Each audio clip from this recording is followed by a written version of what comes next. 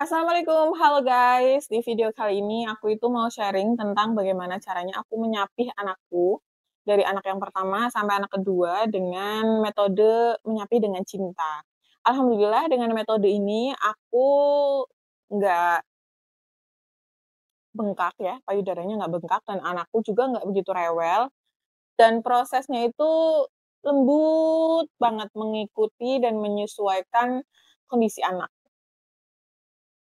Jadi ini ceritaku ya teman-teman, pengalaman aku pribadi, jadi bukan pengalaman orang lain, makanya aku mau sharing ya ke teman-teman. Tapi yang perlu diingat bahwa setiap anak itu unik, setiap anak itu berbeda-beda untuk prosesnya ya, jadi tidak bisa untuk patokan segini tuh harus, karena anak itu beda-beda. Jadi alhamdulillah aku dari anak yang pertama sama anak yang kedua itu alhamdulillah 2 tahun pas itu sudah siap mereka untuk disapi. Dan yang bunda-bunda harus ingat, untuk proses penyapih ini bukan hanya anaknya yang dipersiapkan, tapi bundanya juga harus dipersiapkan. Karena dua-duanya ini kan, ini ya, saling ada keterkaitan. Jadi kalau anaknya harus dipersiapkan, tapi bundanya ini nggak siap, kayak nggak ikhlas, kayak kayak masih berat untuk menyapih anaknya, ya pasti anaknya itu juga belum siap juga untuk disapi. Karena ada ikatan batin antara ibu dan anak gitu loh teman-teman ya. Jadi kalau pengalaman aku pribadi, itu sebelum 2 tahun, itu aku udah sounding ke anak setiap dia nenen gitu, aku kasih tahu, "Nanti umur 2 tahun itu udah ini ya, udah nggak usah nenen lagi," gitu. Aku kasih tahu gitu. Di situ kita harus yakin juga bahwa anak itu sebenarnya mengerti apa yang kita ucapkan. Anak itu mengerti apa yang kita perintahkan gitu. Di situ anak pasti merekam ya ke otaknya gitu, karena kan di usia itu perkembangan otaknya itu lagi pesat-pesatnya ya teman-teman ya. Nah, sambil menunggu 2 tahun tuh biasanya aku latih untuk mulai, mengurangi frekuensi menyusunya. Jadi aku ganti dengan cemilan, dengan makan yang lebih sering. Jadi contohnya misalkan dia tuh kan nenen ya dari pagi, siang, sore, malam, kayak gitu ya biasanya ya, kalau untuk usia kurang dari 2 tahun, 1,5 tahunan gitu. Nah, untuk frekuensi menyusunya yang dikurangi itu biasanya aku pagi dulu. Nah, dari mulai usia berapa berarti, 2 tahun kurang sebulan atau 2 bulanan itu aku kurangi yang pagi. Jadi aku nggak nyusuin tuh kalau pagi-pagi.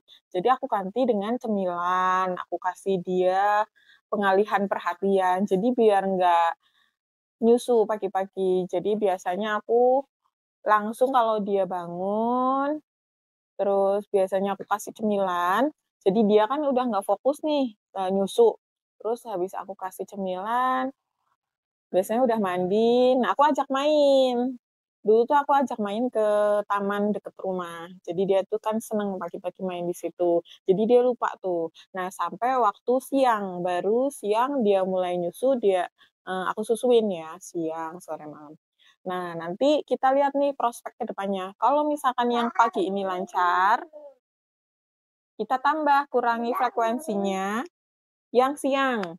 Nah, jadi kalau misalkan siang biasanya dia jadwal nyusu, kita kurangi lagi, kita kasih cemilan, kita alihkan perhatiannya untuk bermain, atau tidur siangnya dikasih musik dan segala macam. Itu ya tergantung dari mami-mami ya di rumah, maksudnya kondisi, kebutuhan segala macam. Nah, udah kalau misalkan emang siang udah, sore dikurangi lagi. Ya sama, aku metodenya ya dialihkan perhatiannya dengan mengajak dia bermain, sama ngasih cemilan-cemilan gitu yang dia suka, gitu. Nah, drama yang paling lama itu biasanya yang malam, karena malam biasanya dia lebih nyaman tidur sambil nyusu ya. Nah, itu tuh malam, itu agak lama tuh kayaknya. Tapi aku tetap berusaha disonding terus, terus akunya udah ikhlas banget lah pokoknya, akunya harus kuat gitu, karena kalau misalkan aku nggak kuat, aku nggak ikhlas, gini caranya ya, kayak gini. Karena kalau misalkan aku nggak ikhlas, aku nggak ini, ya aku nggak siap, itu ya kayak gitu, nggak bakal sukses. Udah habis ini, nih. Nah, jadi pas malam itu, ya tega nggak tega ya teman-teman, aku tetap sounding, terus aku bilang, "Udah bukan waktunya untuk nyusul lagi," kayak gitu. Dan sebelum tidur biasanya aku kasih cemilan lagi, aku ajak dia makan atau cerita, terus aku tuh beli oh iya, aku tuh beli ini, speaker speaker yang ada ceritanya, cerita nabi ya aku. Jadi pas waktu dia mau tidur aku setelin itu, atau speaker yang isinya white noise atau apa kayak gitulah segala macam kan sekarang banyak ya teman-teman ya.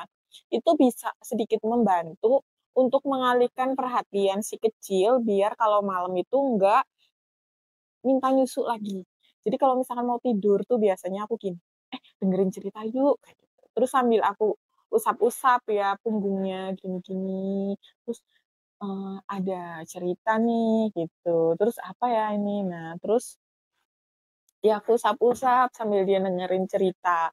Kalau misalkan dia udah diusap-usap gini, punggungnya, perutnya, semuanya dia kan pengennya diusap-usap ya, terus dia dengerin cerita, biasanya dia udah mulai tidur. Nah, di situ udah alhamdulillah itu udah mulai berhasil. Jadi kunci sukses untuk menyusui adalah kesiapan si anak sama si ibu. Jadi jangan hanya menuntut anak untuk siap, tapi ibunya juga harus siap. Siapnya itu gimana ya, kalau misalkan kita nyuruh anak menyapih tuh kayak putus cinta gitu ya teman-teman ya. Jadi kalau misalkan kita mau nyapih anak tuh rasanya, ya Allah, nggak tahu deh, ada rasa yang tidak bisa diungkapkan kalau menurut aku sebagai ibu. Kalau mau dipisahin saat menyusu kayak gitu, tapi ya mau nggak mau harus dong ya. Ini kan yang namanya proses yang harus dia lewati, gitu. Alhamdulillah lulus semua antara ASI menyapi sama toilet training. Oke, sampai jumpa lagi ya teman-teman. Dadah.